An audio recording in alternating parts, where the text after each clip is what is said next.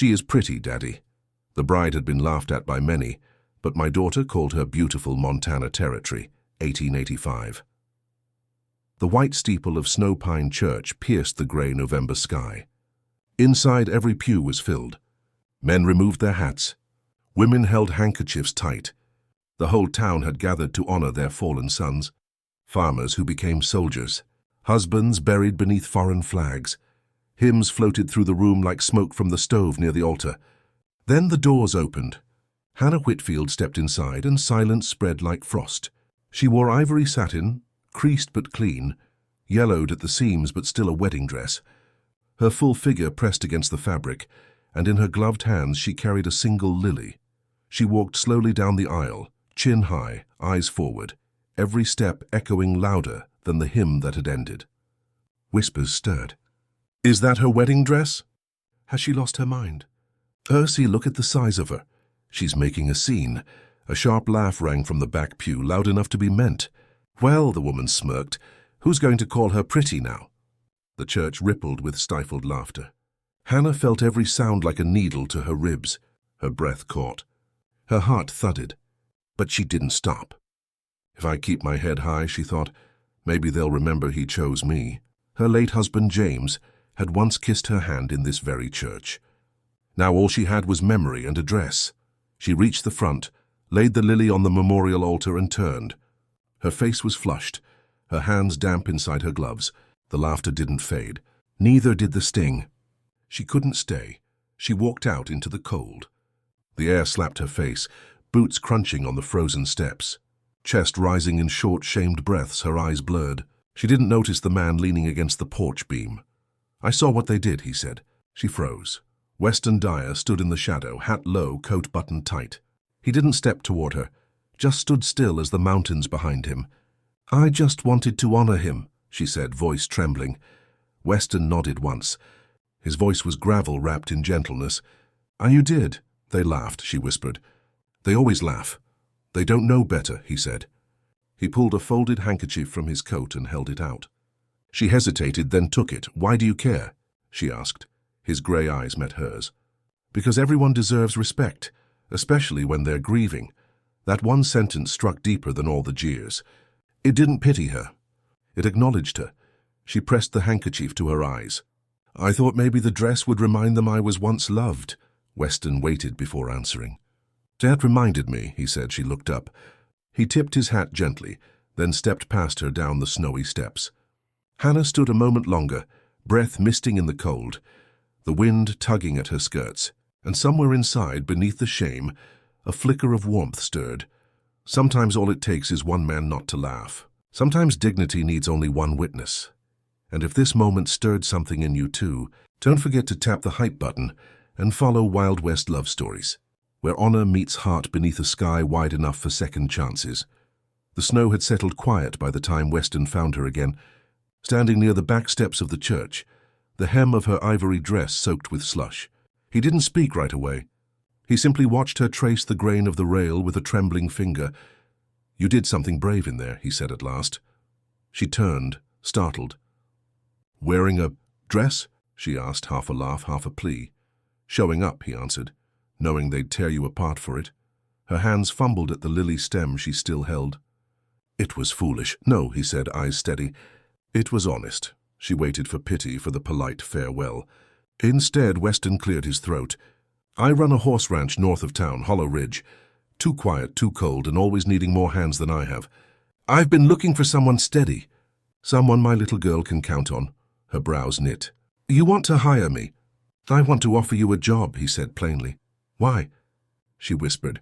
"Because you're not afraid to stand alone. Because you didn't run when they laughed. And because my daughter needs someone kind." She blinked, unsure. "But I'm not. I mean, look at me. People laugh at me." "I'm not looking for pretty," Weston said, then softened. "Though I wouldn't say you're not." A blush rose along her neck. She looked down. "I don't know what to say." "Say yes," her heart pounded. "Unless this is out of pity." His voice sharpened, firm but not unkind. "I don't pity anyone who works hard and holds their head up. I need help. You need a place. That's all." She searched his face. Weather-worn, unreadable, but not unkind. A small voice called from behind him. "Daddy!" A girl bounded forward, coat flapping in the wind. Honey gold curls, cheeks flushed pink. She stopped before Hannah, eyes wide, then grinned. "Pretty lady," she announced, grabbing Hannah's dress. Hannah's breath caught. No one had called her that in years. Tears welled fast. She crouched down, voice trembling. "What's your name, sweetheart?" "Isla," the girl said proudly. Hannah smiled, and Isla smiled back, easy as sunlight. Weston stood quiet, watching. "She's lovely," Hannah whispered. "She doesn't say much to strangers," Weston murmured. "She's not a stranger," Isla declared. She looked up at her father. "Can she come home with us?" Weston's lips twitched. "That depends on the lady."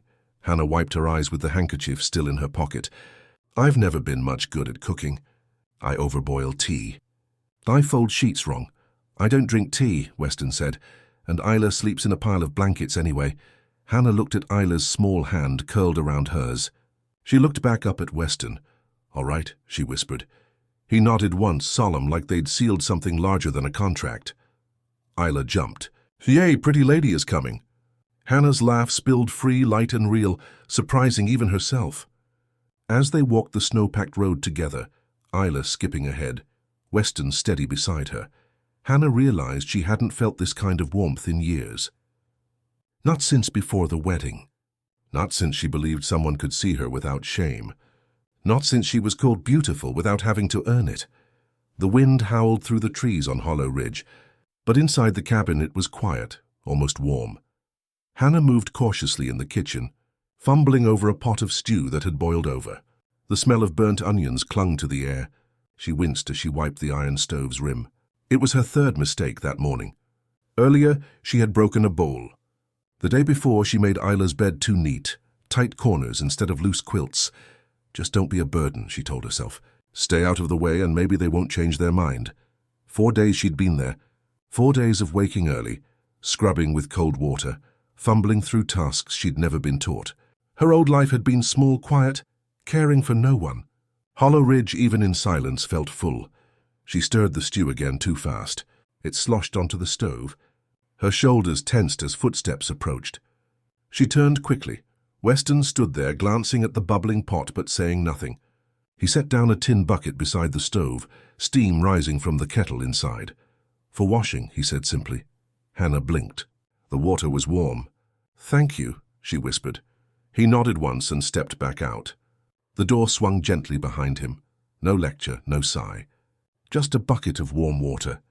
Hannah lingered in the doorway, watching Isla hum a tune only a child could know while scribbling furiously on a scrap of paper. "You're very focused," Hannah said gently. Isla looked up, grinning. "It's you." "Me?" The girl held up her drawing. It was crooked, clumsy.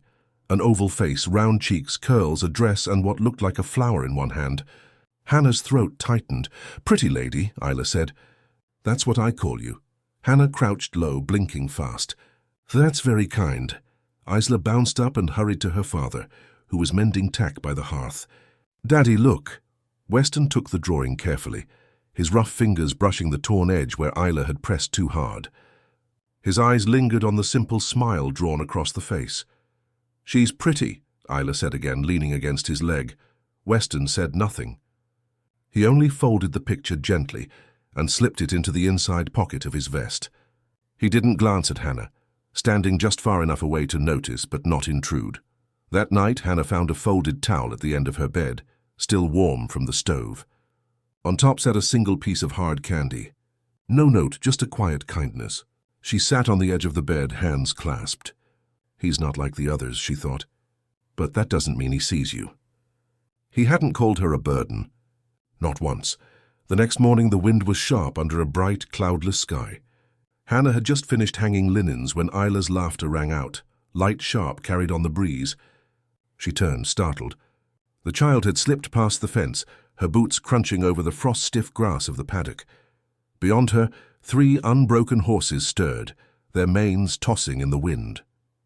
One, a silver-grey, restless and strong, snorted, pawed at the earth and reared. "No!" Hannah cried. Isla turned at the sound, surprised but too late. The horse was already tense, ready to charge. Hannah didn't think. She ran, skirts flying, heart hammering. The cold bit her face, but all she saw was Isla frozen in fear. The horse lunged. Hannah dove forward, wrapping Isla in her arms, turning her back as hooves thundered past. Dust flew. A scream caught in her throat. Then strong arms pulled them both clear. Weston, he had come running, dragging them through the gate as the horse veered off with a wild snort. They collapsed on the ground, Isla sobbing into Hannah's shoulder, Hannah shaking from head to toe. Weston crouched beside them, his face pale, his breath ragged. He reached for his daughter's curls. "It's all right. You're all right." Isla clung tighter to Hannah. When she finally calmed, Weston looked up. His eyes met Hannah's. For a long moment, neither spoke. "You didn't even hesitate," he said softly. "She was out there alone." Hannah's voice trembled. "You could have been trampled. I didn't care." Silence hung heavy, thick with words unspoken. Weston's gaze lingered, not on her mistakes, not on her figure, not on her past, but on the way she held Isla like something sacred. "You're more important than you think." "Hannah," he murmured. She blinked, unsure she'd heard right. He didn't repeat it. That night the house grew quiet. Isla fell asleep curled against her father's shirt, a soft hiccup escaping with every breath. Hannah returned to her room, sore, aching. At the door something waited. A small wooden comb, smooth and polished, with a tiny heart carved into the handle. No note, just the gift. She picked it up slowly, fingers brushing the grooves. Weston's doing, it had to be. Her throat tightened. No man had ever given her something without expecting something back. No one had ever thanked her in silence. She sat on the edge of the bed, holding it close. Hannah brushed her fingers over the carved heart again and again. She didn't cry, but something long buried inside her breathed a little easier. Beyond the walls, Weston stood at the barn door, watching snow begin to fall. He didn't speak, but tonight he had said enough. By the end of her second week at Hollow Ridge, the whispers had started again. It began in the general store. A sideways glance, a muttered name. "I heard she was run out of Red Valley. They say it wasn't just a job she lost. Trouble, that one. Wearing a wedding dress like it meant anything." Hannah heard the scraps of gossip like thorns through fabric. She tried to keep her chin high, but it scraped at the edges of her piece. One afternoon, carrying a basket of apples back from town, she froze at a voice behind her. "Well, if it isn't the belle of the scandal, Samuel Price." Tall, polished, wrapped in a coat too fine for Montana dust. His smile was all teeth. His pale blue eyes hadn't softened. "Didn't expect to find you this far out," he said, stepping closer. "You always did have a habit of disappearing." Her voice came small. "Why are you here?" "I heard whispers about a girl with red cheeks, and a past no one could quite name. I came to see if the rumors were true." She stepped back, basket trembling in her arms. "No need to be rude," he said smoothly. "I came with an offer. Your name's still dirt in Red Valley, still a stain even after all these years. But I could help change that. Letters, a retraction, a few kind words, enough to let you walk into a church without laughter." "In exchange for what?" she asked flat. He smiled. "For finishing what you started." Her slap landed before she even knew her hand had moved. He staggered, stunned. "You lied," she said, breath shaking. "You ruined me. And now you think I'd let you own me again." "I gave you a way out," he snapped. "I gave you the chance to matter." The voice that answered wasn't hers. "She already does." They both turned. Weston stood at the fence gate, arms crossed, jaw tight. He walked forward, slow and steady, each step heavy as thunder. "This is between us," Samuel said. "No," Weston answered. "You made it about the town when you branded her with your lies. You made it mine when you came here thinking she was still defenseless. She has a reputation." Samuel spat. Weston's eyes narrowed. "You think honor is something you assign?" "You don't get to define her worth. You don't know what she did." Weston stepped toe-to-toe, voice low and even. "I know she wakes before dawn. I know she scrubs and sews and burns herself, trying to make someone else's house feel like home. I know she threw herself in front of a horse for my daughter. And I know she doesn't need your permission to be whole." Samuel had no answer. Weston stepped back, opened the gate and looked at Hannah. "You all right?" She nodded, though her eyes were wide and glassy. Samuel scoffed, adjusted his collar and turned. "You'll regret this." "I doubt it," Weston muttered as Samuel disappeared into the distance. Hannah stood frozen. Weston met her gaze. "You never have to answer for who you were, only who you are." That night, in the silence of Hollow Ridge, Hannah realized the whispers had changed. Folks still talked, but now they said, "She must mean something for Dyer to defend her like that. Maybe we had her wrong. She risked herself for that child." Respect, like trust, couldn't be bought. But sometimes it began with one man standing at a gate saying, "Enough." The fire crackled in the hearth at Hollow Ridge. It was a rare, quiet evening.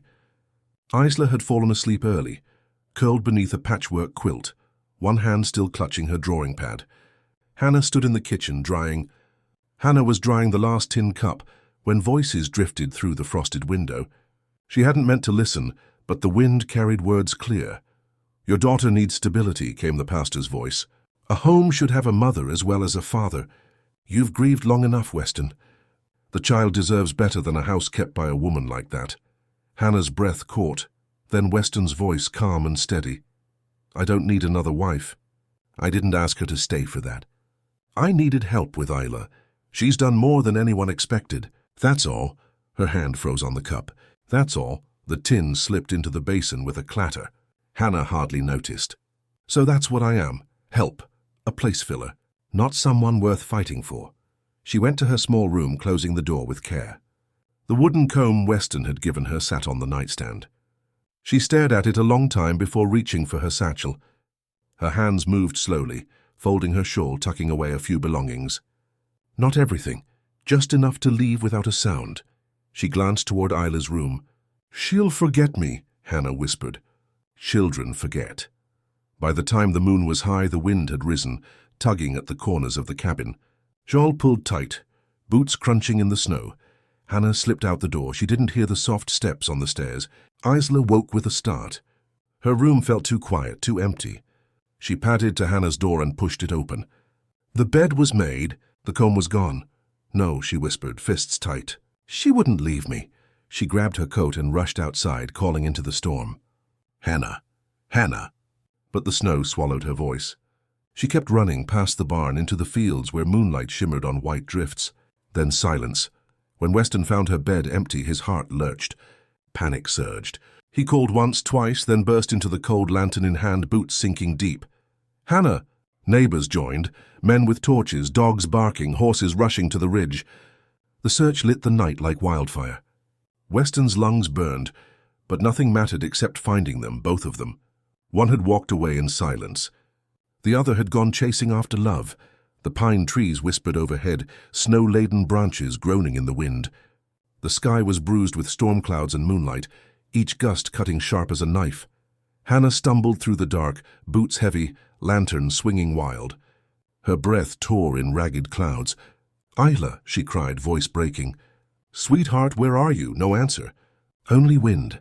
Her steps grew slower, the cold biting through shawl and bone. Panic clawed at her chest. She scanned the horizon, the silver treetops, the frozen drifts, the dimming lantern. Then she saw it. Beyond a hollow of wind-carved snow, under the drooping arms of a lone pine, a small shape lay curled tight. Too still.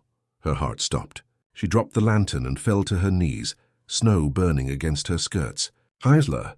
The child stirred weakly as Hannah gathered her close, limbs stiff with cold but her eyes fluttered open. "Shh," Hannah whispered, voice breaking. "It's all right. I've got you now." "It's all right now," Hannah whispered, rocking the child close. "I've got you, my darling." Isla shivered, her cheeks blotched pink, her nose red from tears. Her tiny fingers clutched Hannah's coat with desperate strength. "I thought you left forever," she hiccuped. Hannah's throat ached. I thought I should." Isla shook her head, lashes wet with frozen tears. "Don't. You make my daddy smile again." The words struck like lightning, clean, undeniable. Before Hannah could answer, hurried footsteps crunched through the snow. She turned. Weston burst into the clearing, lantern high, coat frosted white. His eyes found them and he ran. Dropping to his knees, he wrapped them both in his arms, voice breaking. "Thank God, thank God." Isla reached for him with one hand, the other still gripping Hannah. Weston held them both as if they were sacred. The snow kept falling, but inside that circle of arms was only silence and truth. At last he drew back, his eyes meeting Hannah's. The storm inside him was gone. "I never meant what you thought you heard," he said softly. "I didn't say I didn't want you. I said I didn't need another wife because Because I already found someone who made this house a home. Someone who brought my daughter back to life, who made me remember I could feel again. Hannah's eyes brimmed. Words failed. Weston took her hand, trembling in the snow. I didn't save you, Hannah. I watched you rise from ashes, and I knew I wanted to walk beside someone who could do that. From his coat he pulled a small silver ring, worn but clean. Will you marry me? Not from need. From choice. Lanterns bobbed in the distance, neighbors arriving from the search, drawn now to the stillness. Isla nestled against Hannah's shoulder, whispering through damp lashes, Say yes. Through tears, Hannah nodded. The wedding was held beneath a cottonwood tree at the edge of Hollow Ridge pasture. The land sloped toward the valley, the sky leaning close. No lace veils, no golden candelabras, just wooden benches, jars of wildflowers, and the wind humming through the grass. Laughter rose from a little girl in braids darting between the rows. The townsfolk came, not from duty, but with full hearts. They looked at Hannah with something new, respect. She wore a simple cream dress stitched by her own hands. Isla held the bouquet proudly. And when Weston took Hannah's hands, his smile steady as the land, his vow came sure and unshaken. I do. When it ended, no one rushed away. They stayed, sharing pie, cider, and joy. For the first time since Weston buried his grief in those fields, Hollow Ridge felt like home again. Weeks passed. Winter softened into spring. One morning Hannah awoke to hammering outside. She stepped onto the porch, shawl tight around her. Weston stood by the barn, cedar frame rising behind him. What's this? She asked. He grinned. A room faces east, because you turned this place into more than fences and hay. You made it a home. It ought to have a space that belongs to you. Her throat tightened. By spring, the room was finished. Shelves lined with books, a desk beneath the window, a place to write, to teach, to simply be, word spread. By summer, children came from nearby farms. Hannah taught them on the porch, Isla beside her, tongue caught between her lips as she traced her letters. Weston leaned in the doorway, arms crossed, gaze soft, as if watching a life he'd once forgotten he could have. One evening, as the sun dipped low, Hannah sat alone in her room. On the desk lay the old wooden comb, worn smooth. She picked it up, thumb brushing the ridges. The day I wore that dress, I thought my story ended with shame. But then there was Hollow Ridge and Weston, and Isla's small hand in mine.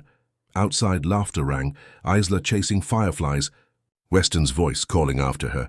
Hannah whispered to the wind, I thought I had to be beautiful to be loved, but being loved made me beautiful. Hannah Whitfield became the woman who taught a town to see again, to honor gentleness, to believe in redemption, to call something beautiful not because the world agrees, but because the heart knows it's true. And in Weston Dyer she didn't find rescue. She found someone broken too, who still chose to build. Love isn't loud. Sometimes it's a quiet room facing east, a comb left at your door, a child's drawing with a single word. If this story stirred your heart, tap the hype button and subscribe to Wild West Love Stories. Out here on the frontier, hearts still find a way home.